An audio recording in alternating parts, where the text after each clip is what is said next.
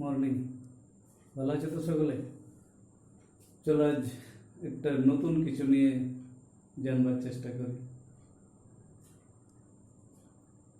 তোমরা গুড় পিঠা খেয়েছো? পুরুলিয়া জেলাতে এই পিঠেটা খুব মানে সব গ্রামে হয় আর কি, গুড় পিঠে। হ্যাঁ, সবাই খেয়েছো। আচ্ছা, এই পিঠেটা বানাতে দেখেছো? গুড় পিঠে যখন বানাই, ওই চাল গুঁড়ি, গুড়, তার সঙ্গে জল মিশিয়ে এটাকে একটা লিকুইড মানে ঠিক পেস্টের মতো করা হয়। এরপর সেটাকে গরম তেলের মধ্যে ছাড়া হয়। ওই নরম চালগুঁড়িটাকে তেলের মধ্যে ছাড়া হয়। গরম তেলে যখন ছাড়া হয়, কিছুক্ষণ পর বেশ সুন্দর গুড় পিঠা তৈরি হয়ে যায়। তো যদি কোনো কারণে এই পিঠেটাকে একটু তাড়াতাড়ি তেল থেকে তুলে নেওয়া হয়, তাহলে দেখা যাবে কি বাইরেটা শক্ত হয়েছে কিন্তু ভিতরে ওই চালগুড়িটা নরম অবস্থায় রয়ে গেছে। হয়তো এরকম ঠিক এটা এটা যদি তুমি পরের দিনও পিঠেটাকে রেখে দেওয়া হয়, পরের দিনও দেখবে যে বাইরেটা বেশ শক্ত হয়েছে, কিন্তু ভিতরে ওই নরম গুড়িটা কিন্তু রয়ে গেছে। আমাদের পৃথিবী সৃষ্টির সময়ও পৃথিবী তো প্রথম অবস্থায় গ্যাসীয়, তারপর তরল, তারপর ধীরে ধীরে ঠান্ডা হতে হতে কঠিন অবস্থা প্রাপ্ত হয়েছে। তো যখন কঠিন হয়েছে, এর বাইরের অংশটা ওই গুড় পিঠের মতো শক্ত হয়ে গেছে, কিন্তু ভিতরটা এখনো নরম রয়েছে। তো পৃথিবীর ভিতরে এখনো অতিরিক্ত গরম আছে, এবং এটা এতটাই গরম যে সেই গরমে পাথরও তরল অবস্থায় আছে। আজকে আমরা জানবার চেষ্টা করব যে ওই পাথর যখন বাইরে বেরিয়ে আসে, কিভাবে বাইরে বেরিয়ে আসে এবং সেগুলোকে কি বলা হয়। তো ওই যেটা বললাম যে পৃথিবী জমে গেছে যখন, তো উপরি স্তরে যে ভূত্বকটা তৈরি হয়েছে, যেখানে গাছপালা জন্মায়, ভূত্বকের উপরে গাছপালা জন্মায়, এই ভূত্বক তৈরি হয় মাটি ও শিলা দ্বারা। ভূত্বক তৈরি হয় মাটি ও বিভিন্ন প্রকার শিলা দ্বারা। তাহলে আজকে আমরা জানবার চেষ্টা করব নানান ধরনের শিলা সম্পর্কে। নানান ধরনের শিলা,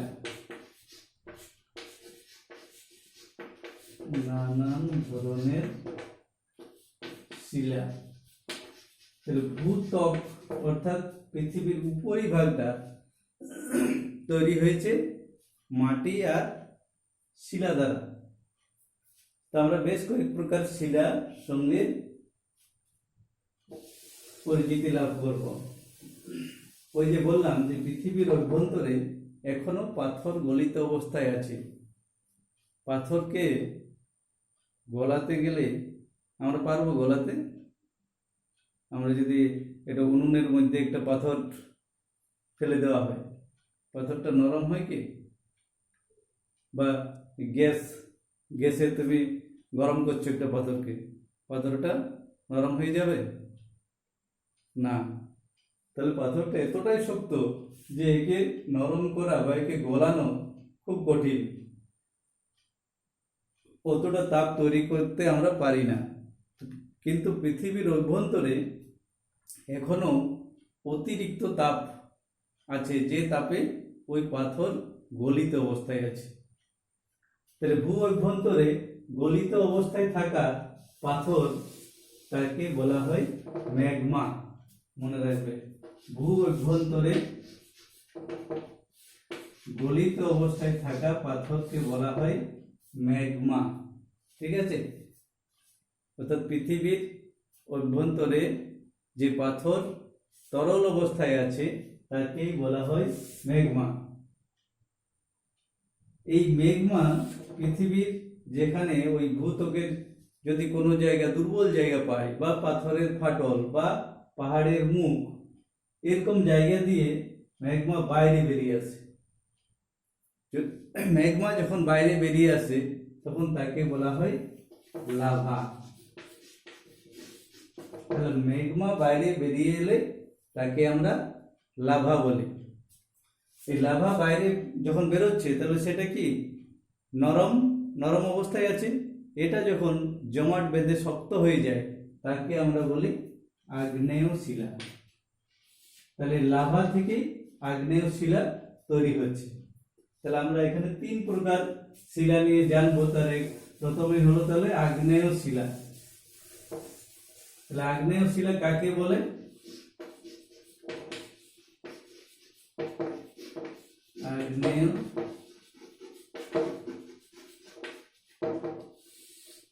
লাভা পৃথিবীর ফাটল বা পাহাড়ের মুখ দিয়ে বাইরে বেরিয়ে এলে লাভা জমে যখন শক্ত হয়ে যায় তাকে বলা হয় আগ্নেয় শিলা। তাহলে আগ্নেয় শিলা তাকে বলা হয় আগ্নেয় শিলা।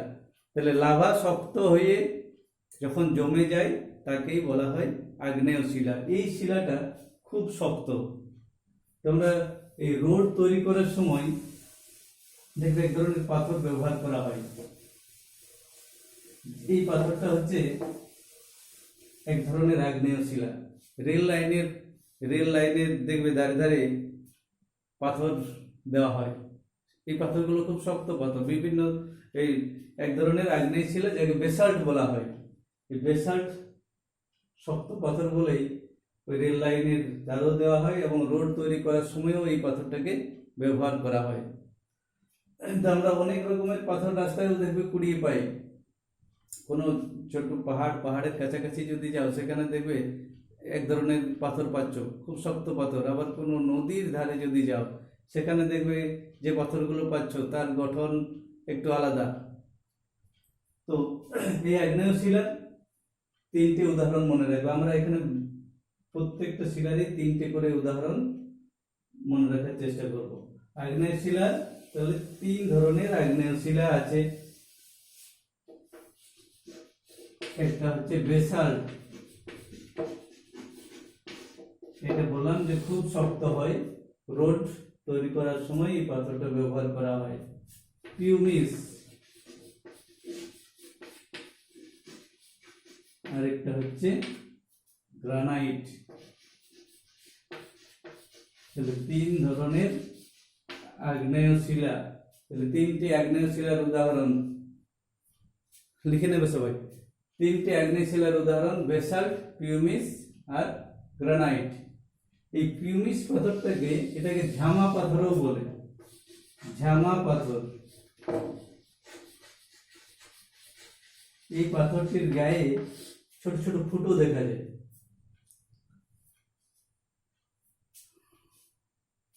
ম্যাগমা যখন বাইরে বেরিয়ে এসছে, লাভা রূপে বাইরে বেরিয়ে এসেছে এবং সেই লাভা যখন দ্রুত জমে যায় তখন ওই ম্যাগমার মধ্যে থাকা গ্যাসীয় উপাদানগুলো বাইরে বেরিয়ে যাওয়ার সময় যে ছোট ছোট ফুটোগুলো তৈরি করে সেই ফুটোগুলোই এই পিউমিস পাথরের গায়ে দেখা যায়। তাহলে এটাকে ঝামা পাথরও বলা হয়।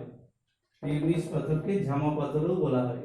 তাহলে আগ্নেয় শিলার 3টে উদাহরণ হলো বেসাল্ট, পিউমিস আর গ্রানাইট। এরপর আরেকটা শিলা যাকে বলছে পাললিক শিলা। পাললিক শিলা, পাললিক শিলা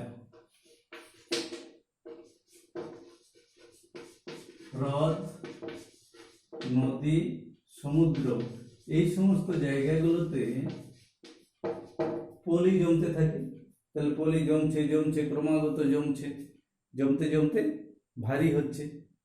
তাহলে এই পলি যখন ধীরে ধীরে মাটির নিচে চলে যায়, অতিরিক্ত চাপ ও তাপে বহুদিন থাকার পর, বহুদিন বলতে 1-2 বছর নয়, লক্ষ লক্ষ বছর ধরে এই পলি মাটির তলায় অতিরিক্ত চাপ ও তাপে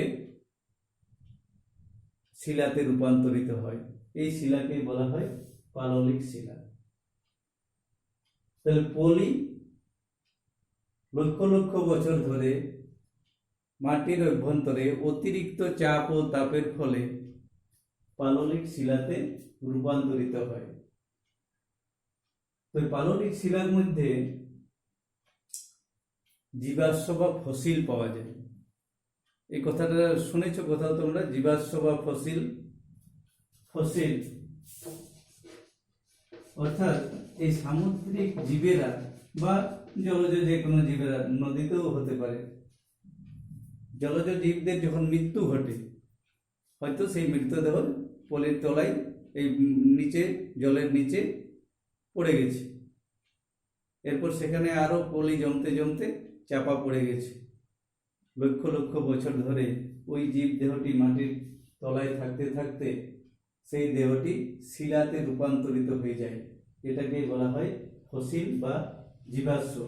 তাহলে মৃত জীব দেহের প্রস্তরীভূত বা শিলীভূত অবস্থাকে বলা হয় ফসিল।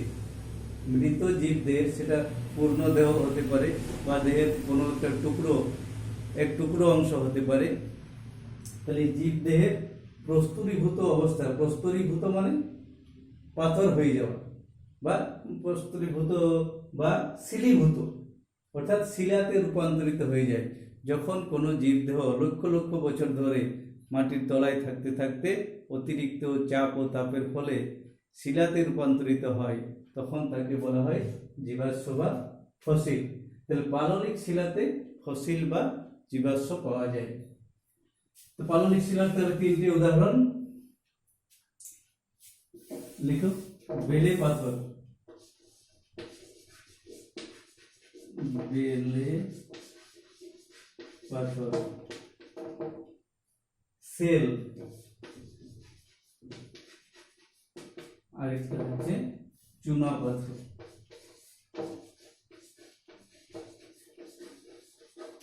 পাললিক শিলার তিনটে উদাহরণ, এটা হচ্ছে চুনা পাথর। পাললিক শিলার তিনটে উদাহরণ হলো বেলে পাথর, সেল ও চুনা পাথর। এরপর আরেকটা শিলা আমরা জানবো যে এই আগ্নেয় শিলা এবং পাললিক শিলা দীর্ঘদিন ধরে পরিবর্তিত হতে হতে এক সময় নতুন শিলাতে রূপান্তরিত হয়ে যায়। তাহলে নতুন শিলাতে রূপান্তরিত অর্থাৎ পরিবর্তিত হচ্ছে, তাই এই শিলাটার নাম পরিবর্তিত শিলা। পরিবর্তিত শিলা। তাহলে আগ্নেয় শিলা বা পাললিক শিলা পরিবর্তিত বা রূপান্তরিত হয়ে যে শিলাতে পরিণত হয় তাকে বলা হয় পরিবর্তিত শিলা। তাই এই পরিবর্তন হতে হতে অনেক দিন সময় লাগে, অনেক দিন ধরে পরিবর্তন হতে হতে এই পরিবর্তিত শিলা তৈরি হয়। মার্বেল পাথর তোমরা নাম শুনেছ, এই মার্বেল হচ্ছে এক ধরনের পরিবর্তিত শিলার উদাহরণ। মার্বেল পাথর শুনেছো তো নাম? তো মার্বেল পাথর তৈরি হয় এক ধরনের পাললিক শিলা। তুমি চুনা পাথর পড়েছিলে, পাললিক শিলার একটা উদাহরণ। এই চুনা পাথর পরিবর্তিত হয়ে মার্বেল তৈরি করে। তাহলে মার্বেল যেহেতু চুনা পাথর পরিবর্তিত হয়ে এই পাথরটা তৈরি হয়েছে, তাই মার্বেল পাথর হচ্ছে এক ধরনের পরিবর্তিত শিলা।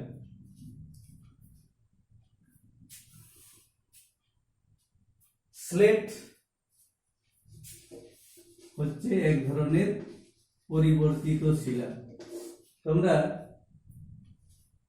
এক ধরনের পাললিক শিলা পড়েছো, পাললিক শিলার একটা উদাহরণ, তিনটে উদাহরণ আমি বলেছিলাম, তার একটা উদাহরণ কি ছিল?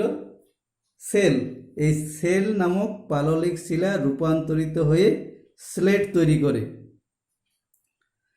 তাহলে একটা হলো মার্বেল, একটা হলো স্লেট। আরেকটা উদাহরণ লিখো, নিস। গ্রানাইট। গ্রানাইট বলে যে আগ্নেয় শিলা ছিল, সেই গ্রানাইট শিলা রূপান্তরিত হয়ে নিস নামক পরিবর্তিত শিলা তৈরি করে। তাহলে প্রত্যেকটা শিলারই আমরা তিনটে করে উদাহরণ জানলাম। এই উদাহরণগুলো মনে রাখতে হবে ঠিকঠাক। এই মার্বেল, স্লেট এবং নিস কোন শিলা থেকে রূপান্তরিত হয়ে তৈরি হয়েছে, এগুলো একটু ভালো করে মনে রাখবে। তাহলে আজকে আমরা কি কি জানলাম?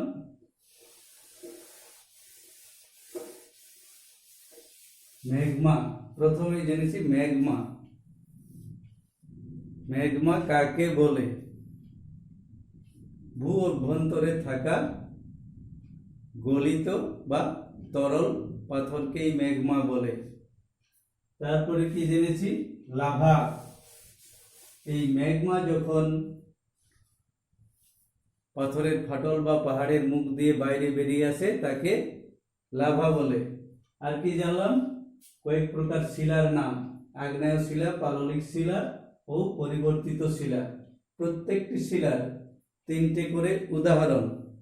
আবার এই পরিবর্তিত শিলার যে 3টে উদাহরণ লিখবে সেই উদাহরণগুলো কোন শিলা থেকে এসেছে, তাহলে প্রশ্নগুলো লিখে নাও। ম্যাগমা কাকে বলে? 1 নম্বরে ম্যাগমা কাকে বলে, 2 নম্বরে লাভা কাকে বলে, 3 নম্বর আগ্নেয় শিলা কি, 4 নম্বর পাললিক শিলা কিভাবে তৈরি হয়, 5 নম্বরে জীবাশ্ম বা ফসিল কাকে বলে, জীবাশ্ম বা ফসিল কাকে বলে, 6 নম্বরে কোন শিলাতে জীবাশ্ম বা ফসিল পাওয়া যায়, কোন শিলাতে জীবাশ্ম বা ফসিল পাওয়া যায়, 7 নম্বরে পরিবর্তিত শিলা কাকে বলে, পরিবর্তিত শিলা কাকে বলে। 8 নম্বর প্রশ্ন, পরিবর্তিত শিলার 3টে উদাহরণ দাও, পরিবর্তিত শিলার 3টে উদাহরণ দাও। 9 নম্বর প্রশ্ন, মার্বেল পাথর কোন শিলা থেকে তৈরি হয়, মার্বেল পাথর কোন শিলা থেকে তৈরি হয়।